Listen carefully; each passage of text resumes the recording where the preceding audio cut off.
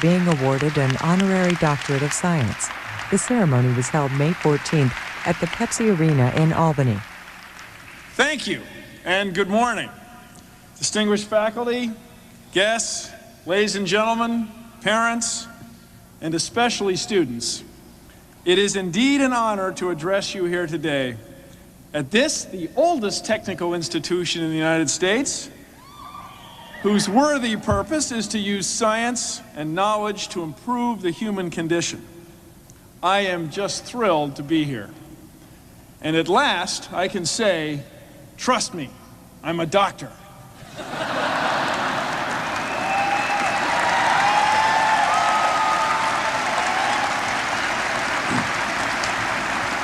And I thank everyone very much for that.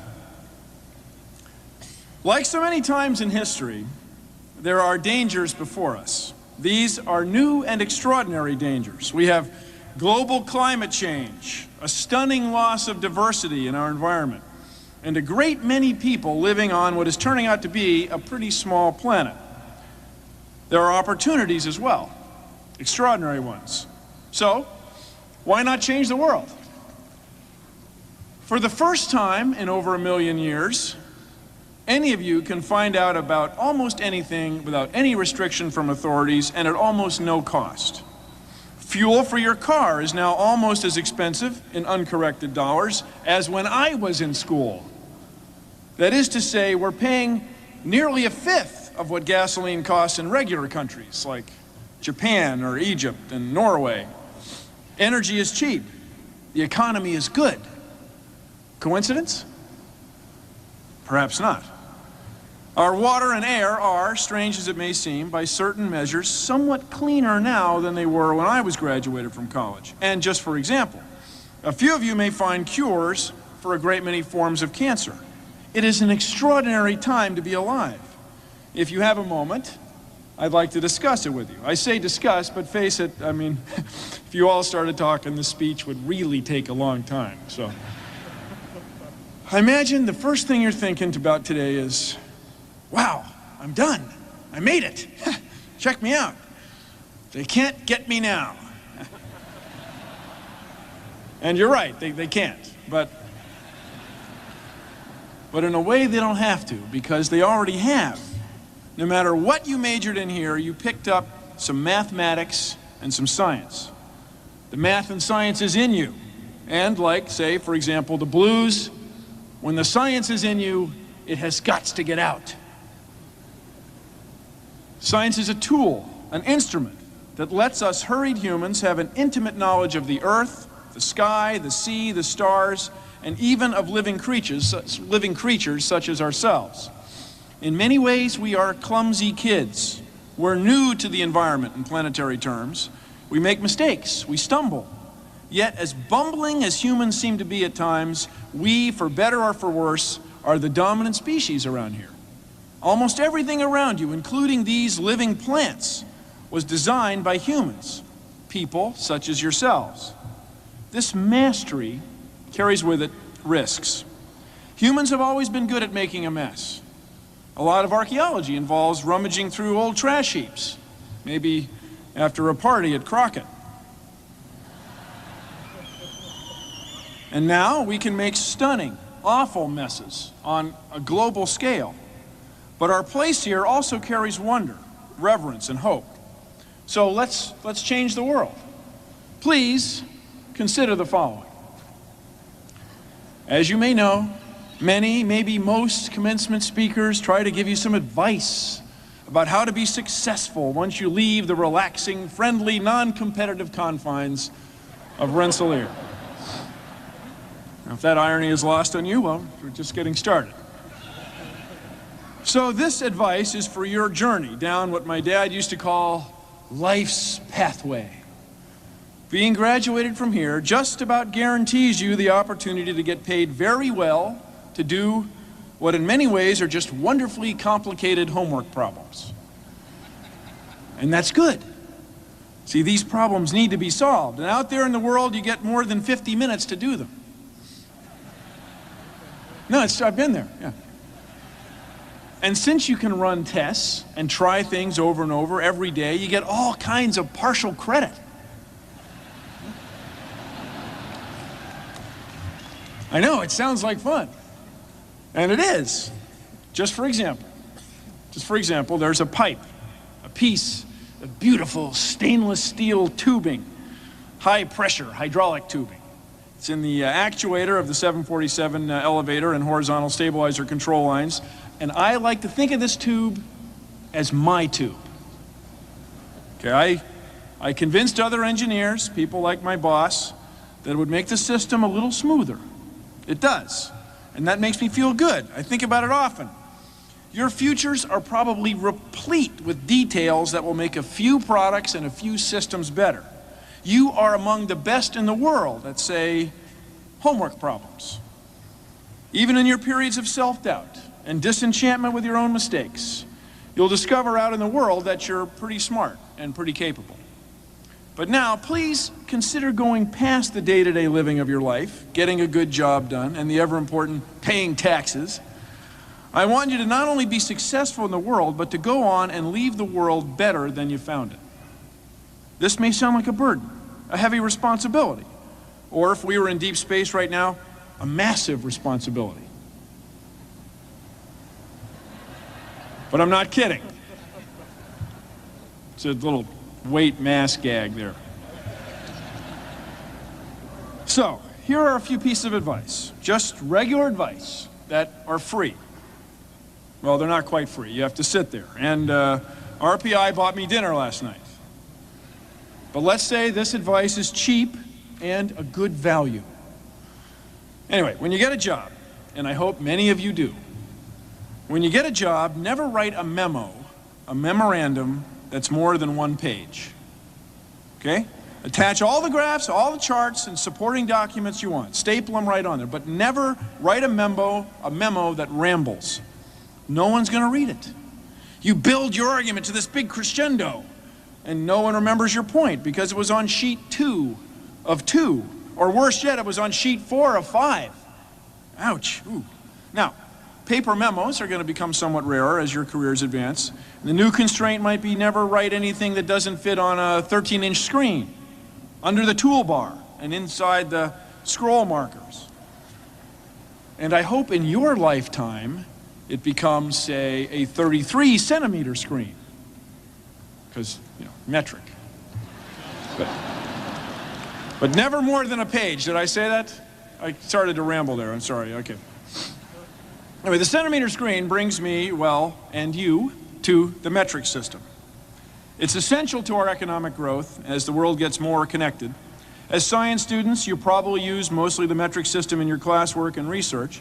The real need we have, though, is in the everyday use of metric units. We need to start talking about how many kilometers it is to Madison Square Garden, or to Kindu, or to the moon. We need to start thinking in terms of square meters, liters, and Celsius. It's up to all of you to make it popular. So please get started on your metric journey of, say, 1,000 kilometers. That starts with, about 70 centimeters, you know, a single step. My next piece of advice, vote. You have to. If you're a voter right now, keep on going to the polls and voting. If you don't vote now, start. Look, it's the only chance you get to hire people that see things at least a little bit your way. Okay? Oh, and then there's the part about being a good citizen, part of the community, and being an all-around good person and so on. And but my feeling is people who don't vote should at least shut up.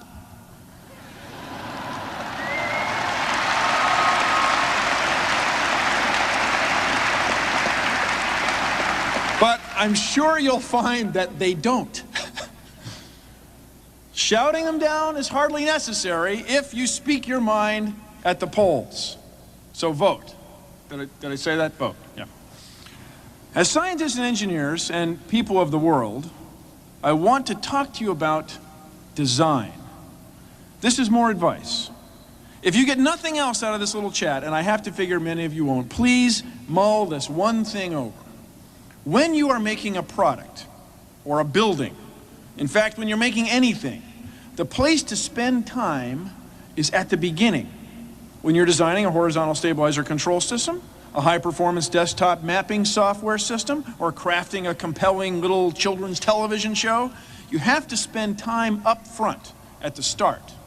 So, imagine, if you will, an upside-down pyramid, an inverted uppercase delta, a del, if you will. At the bottom, at the apex, is the design, the thing you're going to make or do.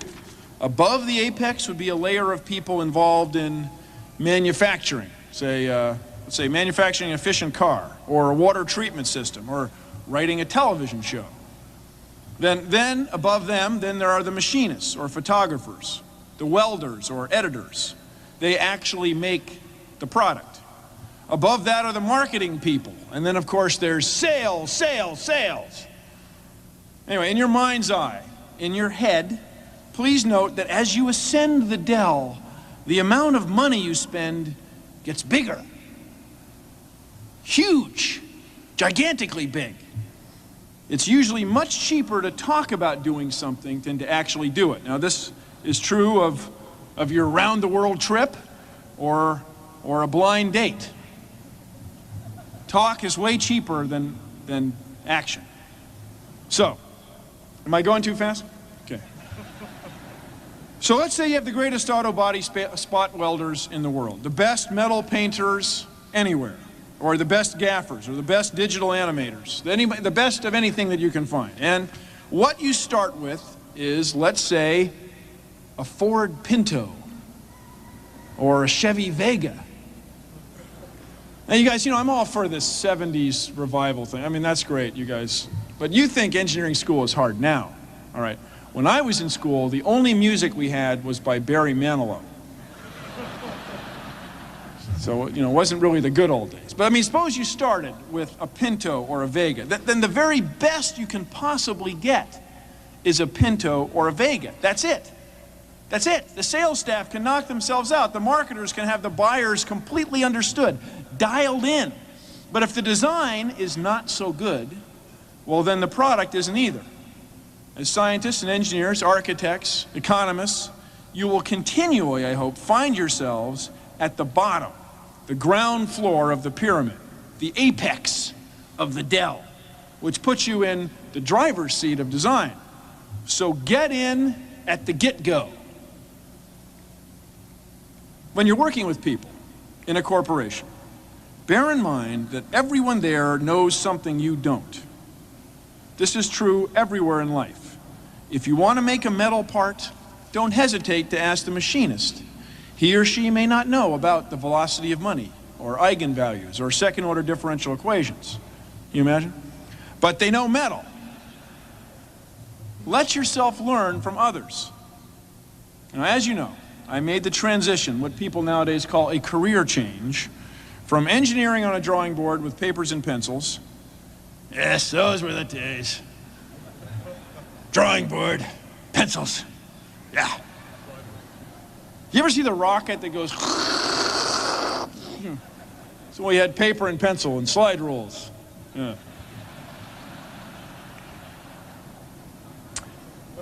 And now I'm in television. And I know many people think that television is charming and glamorous, and it can be.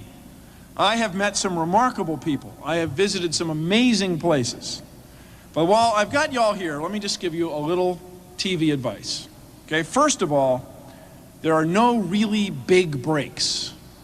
There are just milestones, a lot of them, like the one you're reaching today. Each accomplishment moves your career along a little. Each piece of work is like a brick in your career building, in maybe your skyscraper. The higher you are able to build, the farther you can see. But it doesn't all happen at once. As I like to say, it took me 19 quick years to get where I am. It's true in television, and it's true in just about any pursuit. Do good work and stick with it. The next thing I want to tell you is something I learned through hours of testing and research. If you're going to get a bucket of water in the face, untuck your shirt. Okay, you wouldn't think it would make that much difference. But a starched shirt under your lab coat can direct a great deal of water past your belt. It doesn't go down your pants, or I imagine your skirt. For 3 takes. I mean, you can get like 3 buckets of water without really getting much water, down your pants. It would probably work just as well with the garments we're wearing right now. And part of what I'm saying is I'm very proud of the show, but sometimes I do miss my engineering job, because I hardly ever got buckets of water in the face. Hardly ever. I've been going on and on here with advice to help you change the world, maybe even including the water down your pants tip. But in a sense, there's only one thing wrong with the world for humans, and that is there are too many humans, too many people. This has been true from time to time in human history. It's been especially or exponentially true for a little over a century. And it's only going to get worse. What exactly to do about this is not obvious. Wars, plagues, even focused genocidal efforts have been almost completely ineffective in slowing the growth of the human population. The most effective thing seems to be raising the standard of living, especially raising the standard of living for women. And that's going to be your biggest challenge. That's going to be the hard part.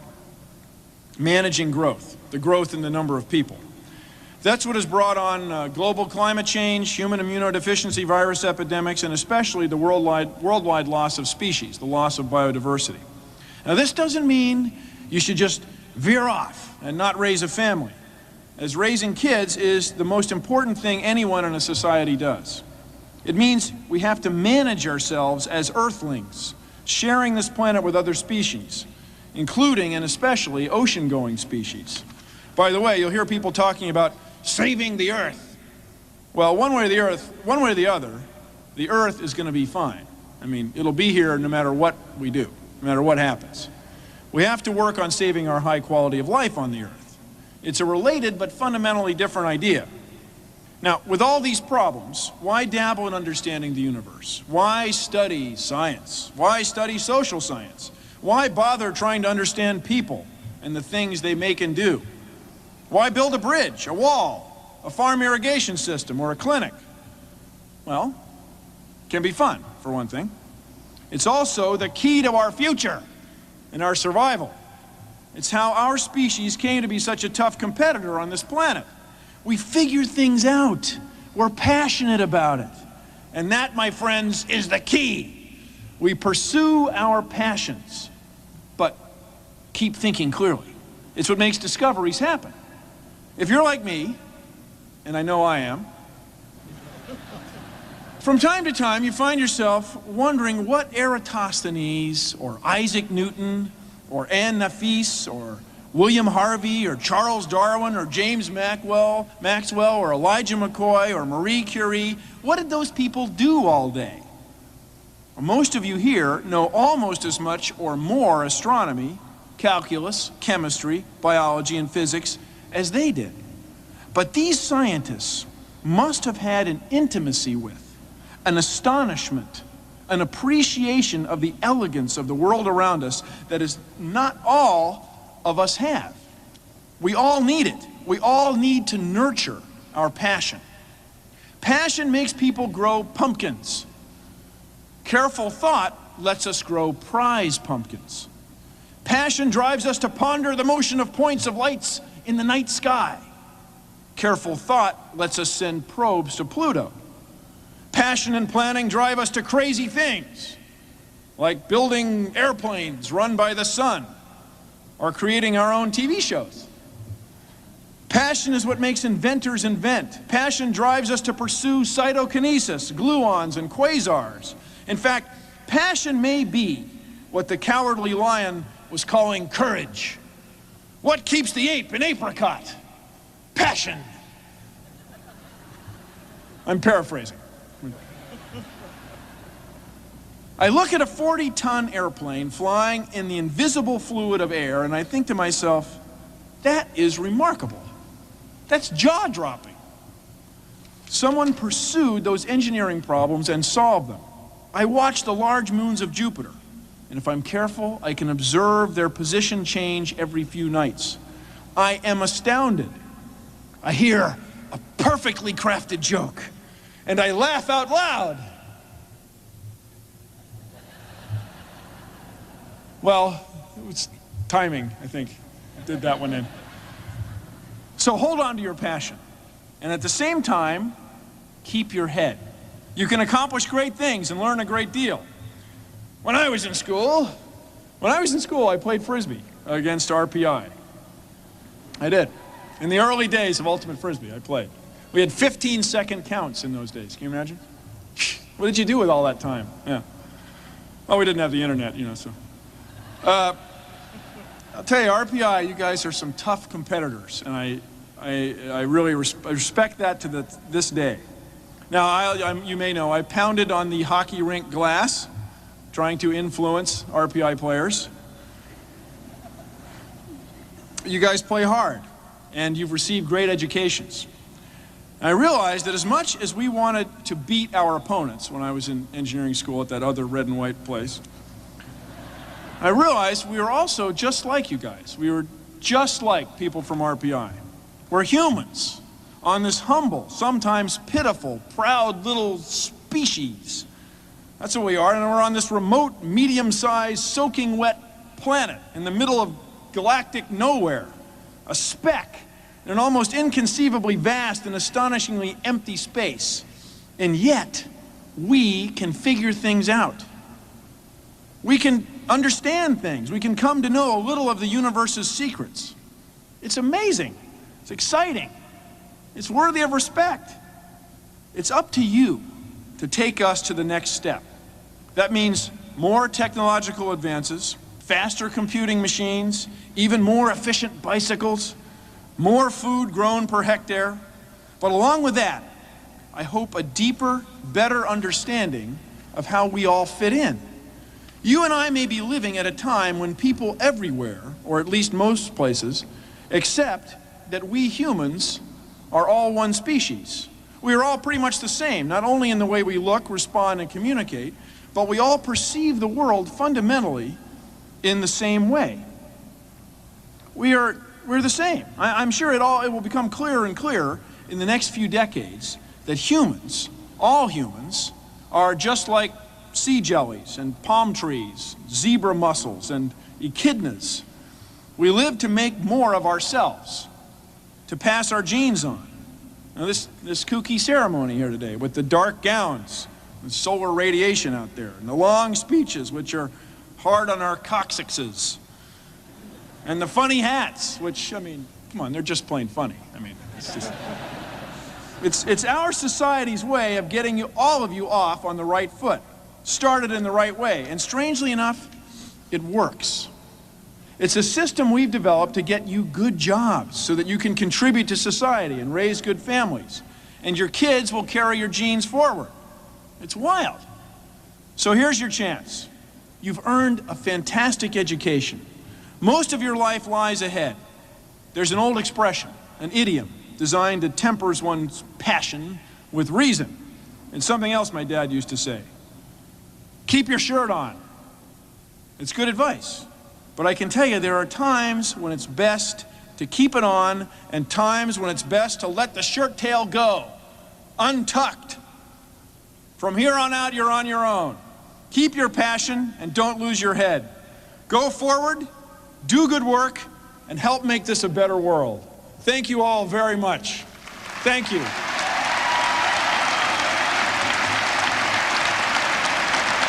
Science rules! Where do I go now, Coach? Thank you very much. I'm just straight.